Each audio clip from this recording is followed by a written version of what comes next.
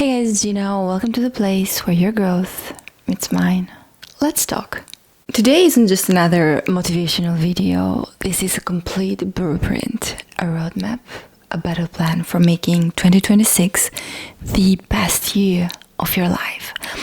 But not just good, the best.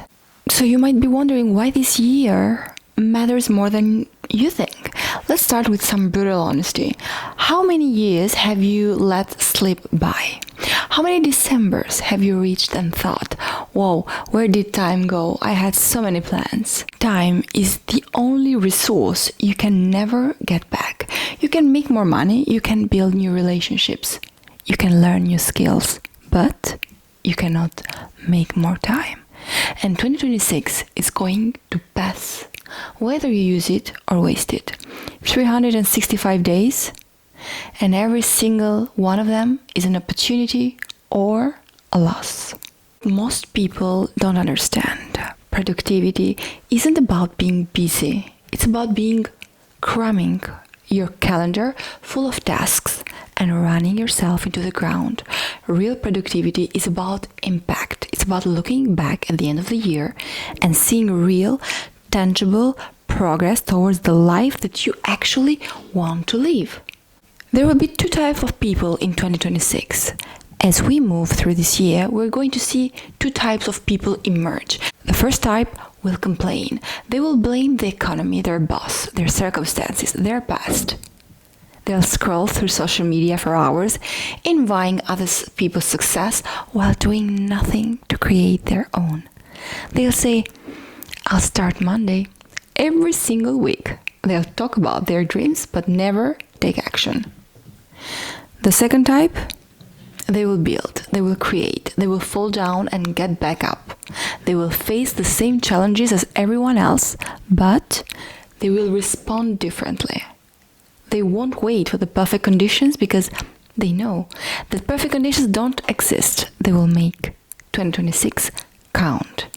So which type are you going to be? So let's start by you making your current reality check.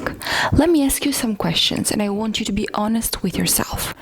Are you happy with where you are right now? But not kind of happy. No, not it's okay. Truly happy. Are you proud of what you accomplished in the last year? Did you grow? Did you push yourself? Did you become a better version of yourself? When you look in the mirror, do you see someone who is giving their all or someone who is settling? These questions aren't meant to make you feel bad, of course. They are meant to wake you up. Because if you're not where you want to be, 2026 is your chance to change that. But only if you're willing to do what you haven't done before. So the cost of being wasted as a potential.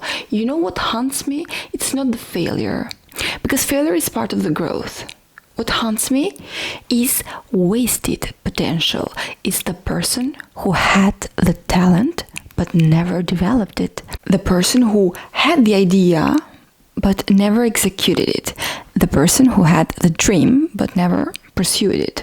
And every single person watching this video has potential inside of them that they haven't tapped into yet. Gifts that haven't been unwrapped. Strengths that haven't been tested. And dreams that haven't been chased yet. And 2026 is the year that you stop leaving that potential on the table. This is the year where you become who you are capable of becoming.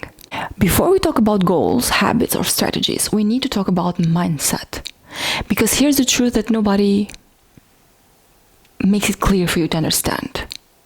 Your current thinking created your current life. If you want a different life, you need a different thinking. Your mindset is the lens through which you see every opportunity, every challenge, every setback. Two people can face the exact same situation and have completely different experiences based solely on their mindset. How's that? Because one sees the obstacles and the other sees the opportunity. One sees the failure, but the other sees the feedback. One gives up and the other finds another way. He uses that failure as a data to gather more information in order to succeed. So we're shifting from fixed to growth. Carol Dweck's research on mindsets changed everything we know about achievement. She identified two mindsets, fixed and growth. A fixed mindset believes abilities are static. I'm just not good at math, for example, or I'm not a creative person. I don't have what it takes. And I know that we all have said that at some point in our lives. A growth mindset believes abilities can be developed. I'm not good at this yet. I can learn, I can improve, and I can figure this out. In 2026, you need to ruthlessly eliminate fixed mindset thinking from your vocabulary and your thoughts. Stop saying I can't and start saying I'm learning how to. Stop saying I'm not the type of person who, and start saying I'm becoming the type of person who. This isn't just positive thinking. This is rewiring your brain to see the possibilities instead of limitations. Because your eyes belong to you, not your brain. So you teach your brain how to think and what to hope for. And the power of identity-based change, where James Clear talks about this in Atomic Habits, and it's a revolutionary type of thinking. Most people focus on what they want to achieve. I want to lose 20 pounds, I want to make 6 figures, I want to write a book, whatever. But the most powerful changes happen when you focus on who you want to become. Don't just say, I want to get in shape. Say, I'm an athlete. I'm someone who prioritizes health. Don't just say, I want to build a business. Say, I'm an entrepreneur. I'm somebody who creates value and solves problems. When you shift that identity, your behaviors naturally follow. And you start making decisions based on who you are, not just what you want. And that's when transformation becomes inevitable.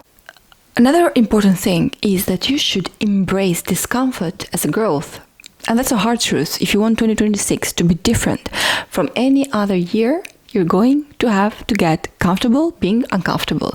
Growth doesn't happen in your comfort zone. Progress doesn't happen when you say that everything's easy. The gym doesn't build muscle when you're resting. It builds the muscle when you're pushing through the last rep, when your muscles are screaming, when every fiber of you wants you to quit. But when you don't do that, that's where growth happens. And the same thing with your mindset. So, you have to have those awkward conversations. Want to build a business? You have to face rejection. Want to learn a new skill? You have to struggle through being a beginner. In 2026, every time you feel uncomfortable, I want you to smile. Because discomfort is just growth knocking on your door. And then you're reframing failure. Because let's talk about failure, because this is where most people years fall apart. They try something, it doesn't work out, and then they quit. They see failure as a sign to stop, not as a sign to adjust. Thomas Edison tested thousands of materials before finding the right filament for the light bulb. When asked about his failures, he said he didn't fail. He just found thousands of ways that didn't work. That's the mindset that changes everything. In 2026, you're going to fail multiple times, and that's perfectly okay. Because every failure is data. Every mistake is a lesson. Every setback is a setup for a comeback. And the only real failure is not trying at all. And how do you build self-belief? You keep promises to yourself. You do what you said you were going to do, even when you don't feel like it, especially when you don't feel like it. Every time you follow through on a commitment to yourself, you build trust with yourself. And that trust, believe me, becomes unshakable confidence. You don't need anyone, you just need yourself. Start small. Promise yourself you'll work out 3 times this week and do it. Promise yourself you'll read for 20 minutes every day and do it. Promise yourself that you will work on your side project for an hour each evening and do it. Because each kept promise is like a deposit in your self-belief account. Studies have shown that 92% of New Year's resolutions fail. Yes, that's not because people don't want to achieve their goals. It's because they set them wrong. They make them too vague or too big or too disconnected from their daily action. I want to be successful isn't a goal. I want to be healthy isn't a goal. I want to be happy, I want to have this or that. You have probably heard of SMART goals. Specific, measurable, achievable, relevant, time-bound. Let's take it deeper for 2026. Don't say, I want to grow my business. Say, I want to acquire 50 clients by December 31st, 2026. Don't say, I want to get fit. Say, I want to lose 25 pounds and be able to run, a 5K in under 30 minutes. Measurable. If you can't measure it, you cannot manage it. Every goal needs a number, a metric, a clear way to know if you're winning or losing. It's your way of keeping track of your success. Did you notice how I said success and not failure? Because here we are having success and failure isn't an option. So, achievable. This doesn't mean easy, it means possible. Stretch yourself, but don't set yourself up for failure by making goals that require resources or circumstances that you don't have. Relevant. Your goals need to be aligned with your values and your vision for life.